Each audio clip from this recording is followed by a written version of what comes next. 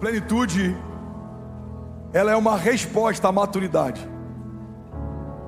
E é sobre isso que eu quero pregar hoje, sobre a beleza da maturidade. Talvez seja desencorajador esse tema.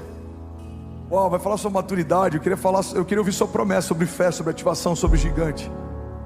Mas uma das coisas interessantes da maturidade é que a gente passa a valorizar menos alguns desses itens, a gente passa a valorizar mais princípios, fundamentos, porque todos eles nos dão acesso a vencer tudo isso. Vou falar de novo, alguém vai pegar isso. Tem estações que a gente quer se mover pela força e aprende a ser forte. Tem estações que a gente quer se mover pelo dom e a gente aprende a fluir com mais unção. Mas a maturidade faz a gente entender que tudo isso é passageiro. Eu tenho 35 anos, sou relativamente jovem, mas tenho 3 filhos. Já passei por despejo, falência, humilhação, perseguição. Eu sei o que é ter uma esposa grávida e a despensa vazia. Eu sei o que é plantar igreja e a conta de luz cortada. Eu sei o que é ser perseguido por quem você honrou. Eu sei o que é ter que abrir mão de tudo quando está tudo confortável. Você planta uma igreja, estabelece, e quando está tudo bem, você começa a usufruir do conforto. Deus remove como se puxasse o seu tapete e te leva para um novo nível. E o que isso tem me ensinado? A maturidade tem me ensinado, irmão, que consciência, entendimento, fundamento, revelação é muito mais importante do que ser usado. Você sabe por quê? Porque o uso é temporário. Homens são usados para homens, mas nos céus ninguém vai precisar do seu dom de cura, porque ninguém vai precisar mais ser curado. Nos céus ninguém vai precisar da sua unção profética de revelação, porque tudo já vai ser revelado. Nos céus ninguém vai precisar mais do seu pastoreio, porque existe um bom pastor que vai pastorear todos nós. Nos céus ninguém vai precisar do nosso mover apostólico, porque não tem mais igrejas sendo plantadas ou fundamentadas. Uma única igreja gloriosa, cantando santo, santo, santo é o Senhor dos exércitos. E toda a terra está cheia da sua glória. Vai estar junto num só coral, numa só voz. Alguém está comigo? Diga amém. Eu aprendi, e a maturidade que eu tenho hoje não se compara com a maturidade que eu vou ter, mas também não se compara com a maturidade que eu já tive. Talvez alguns vão dizer: pastor, 35 anos, quer falar sobre maturidade? Não, irmão. A maturidade tem me ensinado que quanto mais a gente cresce em maturidade, mais a gente entende que não sabe nada.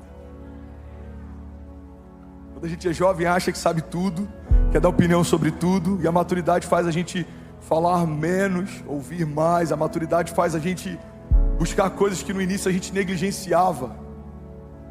Eu preguei aqui sobre especialistas em Deus. Eu falei sobre Davi. A maior graça que havia sobre Davi não era o fato dele ter sido forjado para batalhas. Davi era um guerreiro porque precisava guerrear, mas Deus não chamou ele fundamentalmente para ser um homem de guerra. Deus chamou ele para ser rei. E por que ele batalhava? Porque ele precisava batalhar. Essa é a diferença entre meninos e homens. Meninos fazem o que querem fazer, homens fazem o que precisa ser feito. Está comigo? Então Davi não carregava como favor e graça as suas habilidades de luta, apesar de lutar. Davi não carregava como centro da sua história e do seu legado habilidades em guerras, apesar de guerrear. Irmão, guarda isso, olha para mim. Você vai ter características que vão ser formas de Deus te usar, mas não é sobre isso que se resume a sua história. Eu não quero chegar nos céus e ser conhecido como alguém que tinha boas ideias para plantar campos, ou alguém que era empreendedor e tinha uma visão de futuro. Não, eu vou chegar como filho. Todos chegaremos como filhos. O que a gente faz vai trazer para nós galardão, mas quem a gente é o que importa. Você está comigo? Diga amém.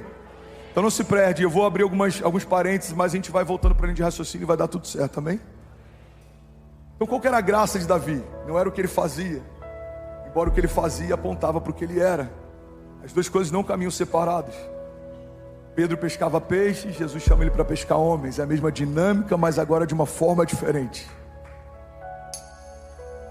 Pedro inclusive vive algo interessante,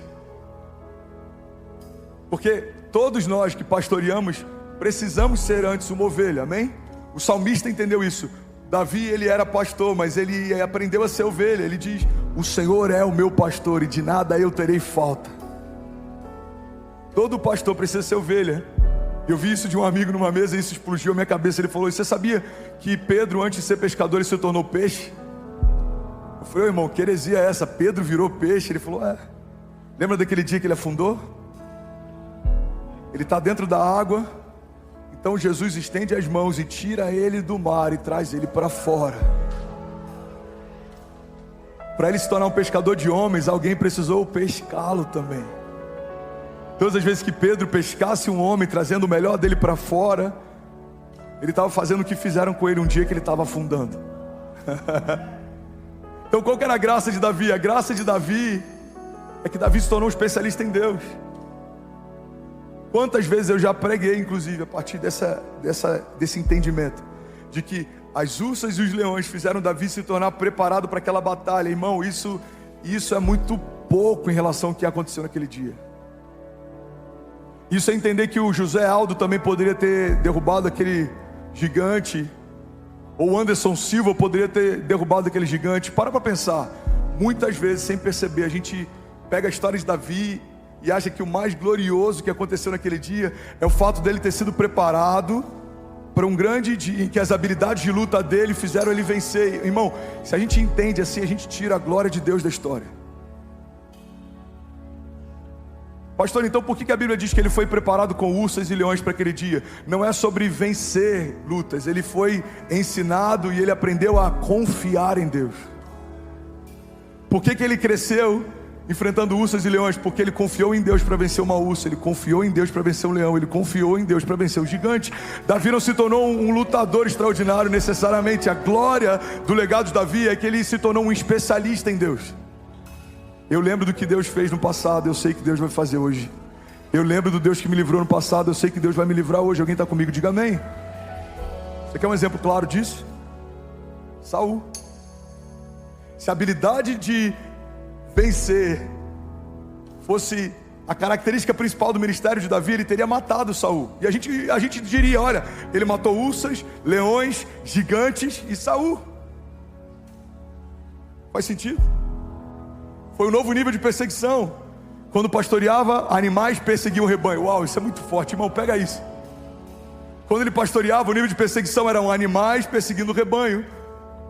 Quando ele vai para uma escala maior, uma patente maior, agora são gigantes perseguindo o exército do Deus vivo. Mas e quando ele recebe a unção de rei? Agora são reis perseguindo ele. Para cada nova patente que você recebe, novas patentes de retaliação vão tentar parar você.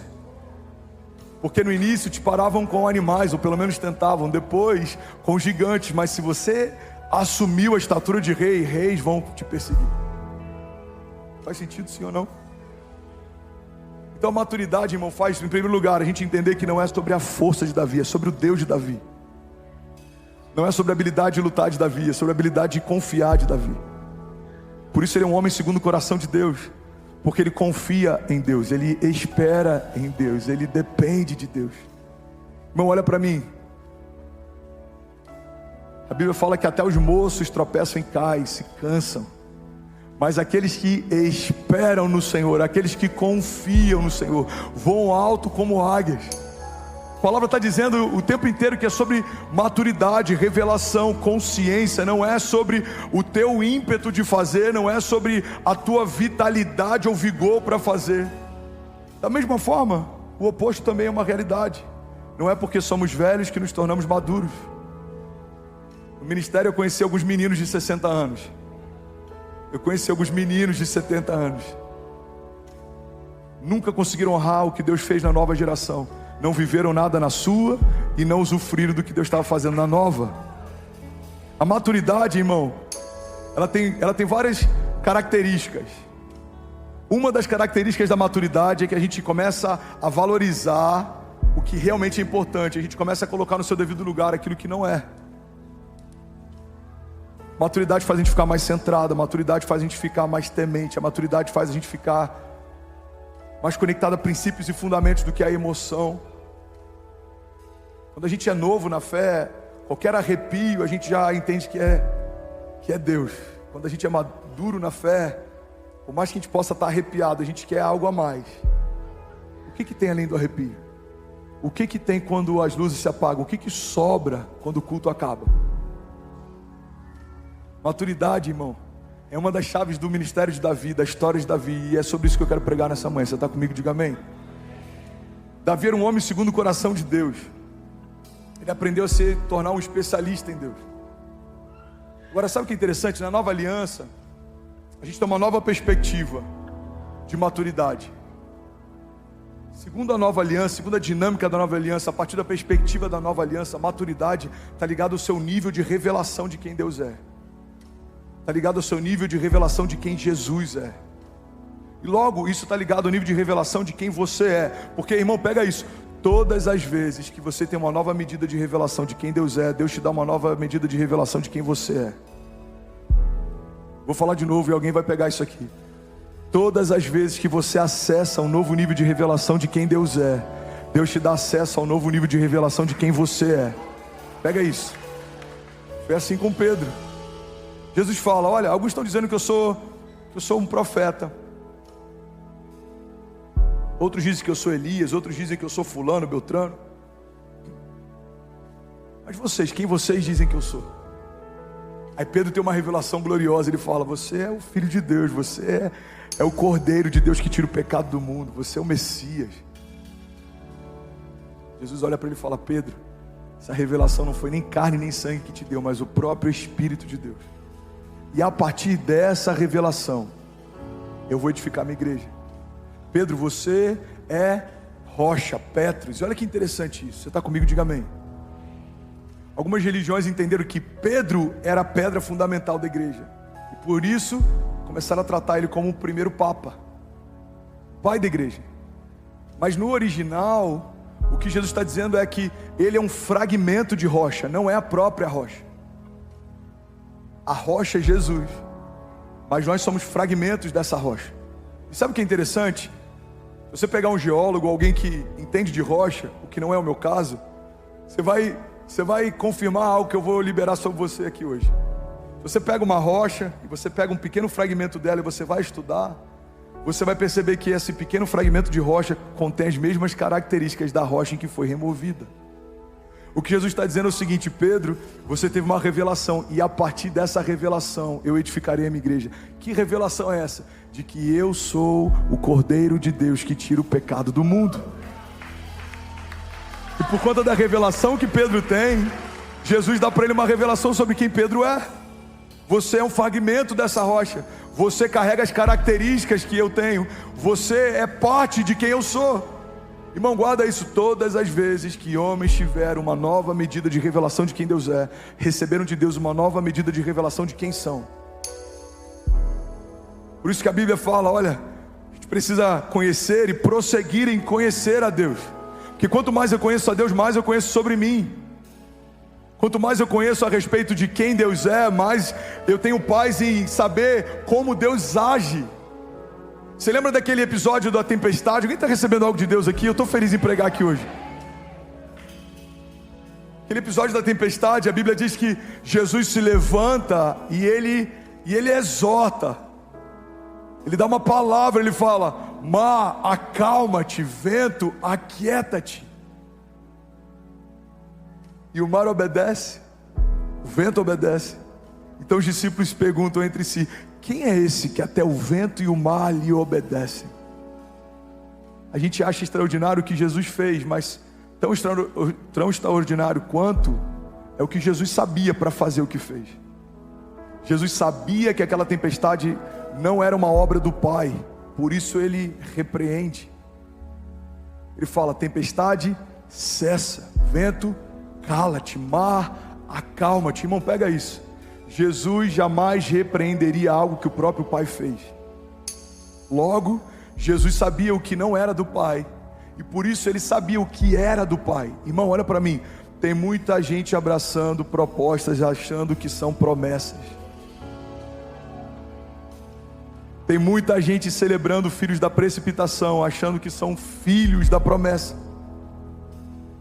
Deus te promete algo, você tenta dar um jeitinho, você faz algo parecido. Qual que é o problema?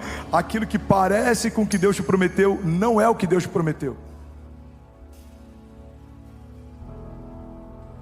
A porta que parece com a porta que Deus prometeu, não é a porta que Deus prometeu. Pastor, como que eu vou saber? Com maturidade. Conhecer e prosseguir em conhecer. Quanto mais eu conheço, mais eu sei quando é a voz dele e quando não é, o que ele faz e o que ele não faz, quando é Deus me chamando e quando não é Deus me chamando, quando é Deus abrindo e quando não é Deus abrindo, quando é uma proposta e quando é uma promessa. Você está comigo? Diga amém. Então Jesus, ele sabia o que era de Deus, logo ele rejeitava o que não era de Deus. Irmão, tão importante quanto a gente perseguir as coisas de Deus é a gente discernir o que não é de Deus. Tem muita gente cansada porque forçou portas achando que estava sendo resiliente e só estava sendo insistente. Uma pessoa uma vez me perguntou: pastor, você fala tanto sobre perseverança, sobre fé, sobre resiliência, como que eu vou saber quando eu estou sendo resiliente, quando eu estou sendo persistente? É simples. Pergunta é: você tem uma palavra para fazer o que faz? Porque se Deus te deu uma palavra, o fato de você não desistir é porque você é resiliente. Mas se você não tem uma palavra, o fato de você estar insistindo nisso é porque você é insistente. Maturidade está ligado a sabermos quem Deus é, e isso dá acesso a sabermos quem nós somos. Irmão, olha para mim, uma das coisas mais perigosas da nossa geração é essa ferramenta, essa ideia, essa estratégia a respeito de pegarmos referências e modelarmos elas. Pastor, isso está errado? Depende. Depende do quanto você faz, depende do quanto você deixou de ser para que alguém pudesse ser dentro de você. Depende do quanto é só inspiração ou você está se tornando alguém que você não é. Por quê, irmão? Porque olha para mim. Porque existe um princípio fundamental. Deus não unge quem você finge ser, Deus unge quem você é. Pega essa chave. Deus não unge personagens, Deus unge pessoas. Na geração da comparação, a gente está se despindo de quem a gente é para tentar abraçar alguém que a gente acha incrível. Mas o problema fundamental disso é que Deus não vai ungir o personagem que eu me tornei. Deus está esperando eu voltar a ser quem Ele me chamou para ser. É isso que o novo nascimento faz. Deixamos para trás as coisas velhas. Ou seja, nós nos despimos de quem a gente se tornou, para a gente poder ser vestido de quem Deus sempre quis que a gente fosse. E para que aí então a gente possa ser revestido de quem Deus é. Cara, isso é muito forte. Pega isso aqui. O que é uma nova natureza? A palavra diz: para a gente não se conformar com os padrões desse mundo. Ou seja, existe uma forma. Então não vos conformeis, não se adaptem a esse formato, mas antes sejam transformados, ou seja, uma nova forma, pela renovação do vosso entendimento, para que possam experimentar qual é a boa, agradável e perfeita vontade de Deus. Deus não usa nada que foi usado, irmão. Olha para mim. Deus não usa nada que já foi usado. Pastor, então não tem como você pregar, não tem como Paulo pregar, não tem como Pedro pregar. Não. Deus não usa nada que foi usado, porque antes de usar, Ele quebra e faz de novo. O Pedro que cura com a sombra não é o Pedro que é convidado no primeiro dia que encontra Jesus. Ele nasceu de novo.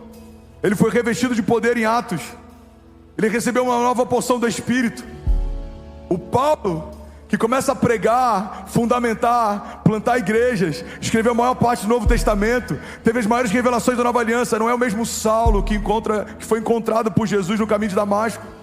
Ele era um perseguidor até aquele encontro, perdeu a visão durante o encontro, se tornou Paulo, o apóstolo, depois do encontro. Saulo, por que me persegues? Saulo, por que me persegues? O Pedro que prega e milhares se convertem, o Pedro que caminha e centenas são salvos, é o Pedro que também ouviu de Jesus: tu me amas, então apacenta minhas ovelhas. Você percebe que o Pedro não era mais o mesmo, o Saulo não era mais o mesmo, Mateus não era mais o mesmo, o André não era mais o mesmo, você não é mais o mesmo. Amém? E para alguns eu falo com muito temor como seu pastor, ou pelo menos deveria ser. Conversão, eu vou usar uma analogia bem tosca, é como um carro que você coloca GNV. Se movia por um combustível, não se move mais. A conversão de natureza faz com que você agora use combustíveis diferentes, porque você se tornou algo diferente. O que te movia não te move mais, o que te preenchia não te preenche mais, o que te iludia não te ilude mais. Porque a Bíblia diz, porque se Cristo nos libertou, verdadeiramente nós somos livres. A palavra fala que Jesus fez de todo o inferno um espetáculo público, triunfando sobre eles na cruz. A Bíblia fala que ele despojou poderes e autoridades.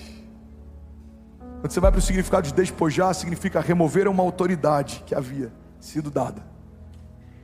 Deus entrega para a criação a autoridade. Quando o homem peca, entrega para o pecado e para a morte a autoridade. Quando Jesus se entrega, ele toma de volta e nos confia novamente a autoridade. A autoridade que foi dada no jardim foi perdida, foi restaurada na cruz. E é por isso que maturidade nos dá acesso a milagres, a romper, a promessas. Por quê, irmão? Eu lembro que eu preguei a minha primeira mensagem em Orlando, se chamava Back to the Future. Se você ainda não ouviu, ouça, vai edificar alguém aqui. E eu falo sobre a resposta para o nosso futuro, ela está na nossa essência, na nossa gênese, no nosso início, no princípio. Muita gente quer entender sobre o que vai viver na próxima estação, mas talvez ainda não entendeu o que aconteceu no jardim. Olha para mim, pega isso. Redenção significa resgate, ou seja, algo que foi resgatado, restaurado, retomado, ressignificado, refeito.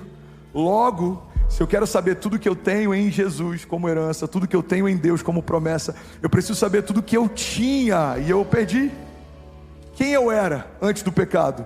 O que Deus me confiou antes do pecado? Porque a graça nos coloca no lugar como se o pecado nunca tivesse existido. Você volta a ter autoridade em nome de Jesus. Você volta a ter governo sobre a criação e sobre a terra. Você volta a ter voz profética e liderança. Você volta a ter imortalidade, porque agora você se tornou um com o Pai por toda a eternidade. Você volta a ter acesso à própria vida de Deus, o fôlego que foi soprado em Gênesis, o zoe de Deus, o fôlego de vida que foi soprado sobre a criação no 6º dia, foi restaurado através de Jesus na redenção.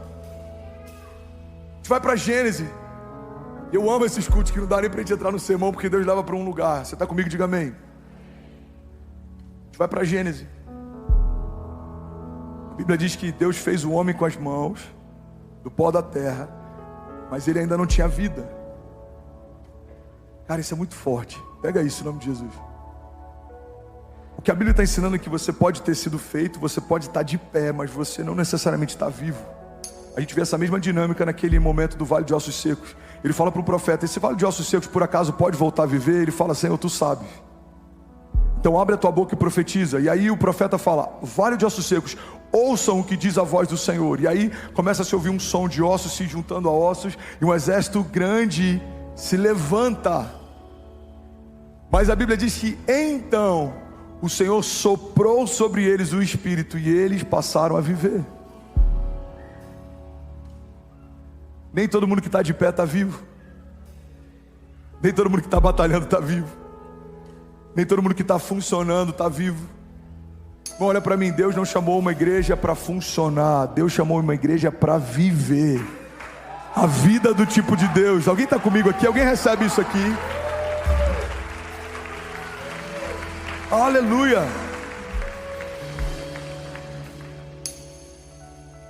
Aleluia. Então, olha que poderoso, lá em Gênesis, Deus fez o homem. E aí então ele sopra sobre o homem um fôlego de vida. Alguém lembra desse momento da história? Quando a gente vai para o original, esse sopro, esse fôlego de vida que Deus sopra sobre o homem, se chama Zoe, ou seja, a própria vida de Deus. Sabe onde a gente vê esse termo no original de novo? Com Jesus. Jesus fala: o inimigo veio para roubar, matar e destruir, mas eu vim para que tenham vida, e vida em abundância. A vida que Jesus cita nesse momento não é uma vida comum, é o Zoe, a própria vida de Deus. O que Jesus está dizendo é: a vida que o meu pai soprou no jardim, eu vim para que seja soprada de novo em vocês. A vida que você recebeu no princípio, quando não havia pecado, eu vim para que seja soprada de novo, como se o pecado não houvesse mais. Maturidade, irmão, faz a gente entender quem Deus é. Isso faz a gente entender quem a gente é. Você que entregou a sua vida para Jesus, confessou Jesus como o seu único e suficiente Salvador, mergulhou nas águas do batismo, crê que só através dele há salvação, que ele é o caminho, a verdade e a vida. Você se tornou um com o Pai, você se tornou filho, não mais escravo.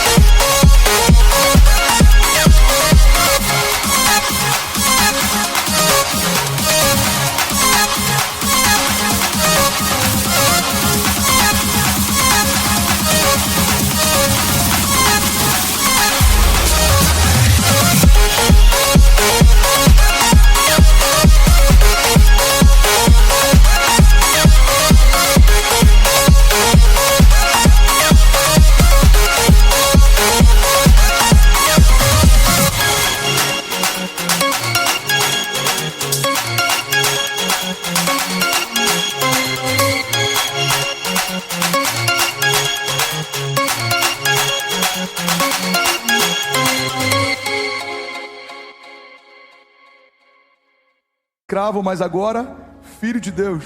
Você carrega uma porção de Deus, você carrega unção de Deus, você carrega promessa de Deus, e você precisa caminhar à altura disso, porque não faz sentido um herdeiro de tudo que vive como um miserável. Não faz sentido um herdeiro de tudo que vive dependendo de favor de homens. Não faz sentido alguém que foi chamado para governar, que vive sempre dependendo do próximo passo do governo. Irmão, nós precisamos ressignificar o que somos em Deus. Somos quem Deus diz que somos, temos o que Deus diz que temos, viveremos o que Deus diz que viveremos, faremos o que Deus diz que faremos. Alguém recebe isso em nome de Jesus? Se for para Jesus, você pode celebrar melhor. Aleluia! Aleluia! Aleluia! Aleluia! Eu vou finalizar, o louvor pode ficar pronto. Eu estou terminando na hora as pregações. Alguém recebeu algo de Deus nessa manhã? Se quiser fazer dobradinha, eu acho que tem um pouco mais daqui a pouco. Gálatas 4.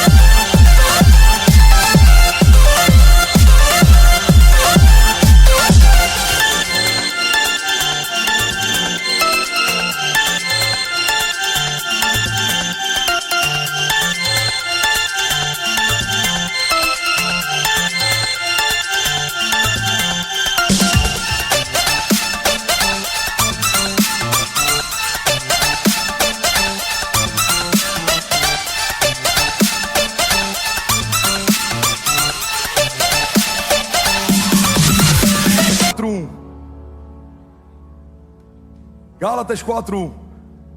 Paulo escreve uma carta, uma epístola aos Gálatas. Ele fala sobre um princípio, que é o que eu acabei de fundamentar aqui. Na nova aliança, revelação está ligado à maturidade. Ou seja, a partir da nova aliança, um homem maduro não é alguém que viveu muitas coisas, é alguém que sabe quem Deus é. Vou falar isso de novo. Na nova aliança, um homem maduro não é alguém que viveu muitas coisas, irmão. Não é alguém que aprendeu na escola da vida, alguém que aprendeu na escola da fé. Um homem maduro, a partir da perspectiva da nova aliança, é um homem que sabe quem Deus é. Gálatas 4:1. Digo, porém, que enquanto o herdeiro é menor de idade, em nada difere de um escravo, embora seja dono de tudo. Enquanto o herdeiro é criança, é imaturo, ele não difere de nada de um escravo, embora seja dono de tudo. No entanto, ele está sujeito a guardiães e administradores até o tempo determinado pelo seu Pai. Assim também nós, quando éramos menores, estávamos escravizados aos princípios elementares do mundo. Mas quando chegou a plenitude do tempo, Deus enviou seu Filho nascido de mulher, nascido debaixo da lei, a fim de redimir os que estavam sob a lei, para que recebêssemos a adoção de filhos. E porque vocês são filhos, Deus enviou o Espírito do seu Filho aos seus corações, o qual clama: Abba, Pai. Assim, você não é mais escravo, mas filho. E porque você é filho, Deus também o tornou herdeiro. Você pode celebrar Jesus no seu lugar, de verdade. Aleluia! E aí, tudo bem? Você acabou agora de assistir um vídeo. Se você ainda não está inscrito, já se inscreve também no nosso canal, ativa esse sininho aqui embaixo de notificação, e toda vez que eu fizer uma live ou estiver transmitindo uma mensagem ao vivo, você vai ser um dos primeiros a saber. Mas eu deixei mais 2 indicações aqui que eu espero que façam muito sentido para você. Então já aproveita e clica para assistir a próxima mensagem, beleza? Seja bem-vindo ao time de incendiários, e eu espero de verdade que essas mensagens mudem a sua vida como elas têm mudado a minha também. Até a próxima. Valeu!